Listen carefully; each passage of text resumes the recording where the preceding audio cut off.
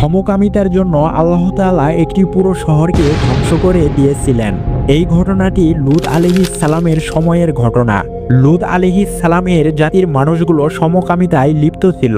নবী লূত তাদেরকে সতর্ক করতেন এবং আল্লাহর পথে ফিরে আসতে বলতেন, কিন্তু সেই জাতির মানুষগুলো লূত নবীকে উপহাস করতেন এবং তার কথাগুলো অবহেলা করতেন। একদিন আল্লাহ তাআলা কিছু সংখ্যক ফেরেশতাকে মানুষের রূপ ধারণ করে লূত নবীর কাছে পাঠালেন। সেই সম্প্রদায়ের মানুষগুলো দেখল লূত নবীর বাড়িতে কিছু সুদর্শন পুরুষ এসেছে। তারা এতটাই নিকৃষ্ট ছিল যে তারা মানুষ রূপে ফেরেশতাদের সাথে সমকামিতা করতে চাইল।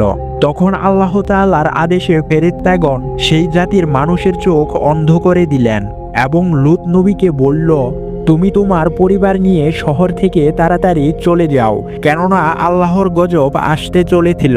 লূত নবী যখন শহর থেকে চলে গেল তখন শহরটি ফেটে আসমানে উঠে গেল এবং তাদের শহরটি আকাশ থেকে নিচে ফেলে দেওয়া হলো এবং গোটা জাতি ধ্বংস হয়ে গেল। সুবহানাল্লাহ।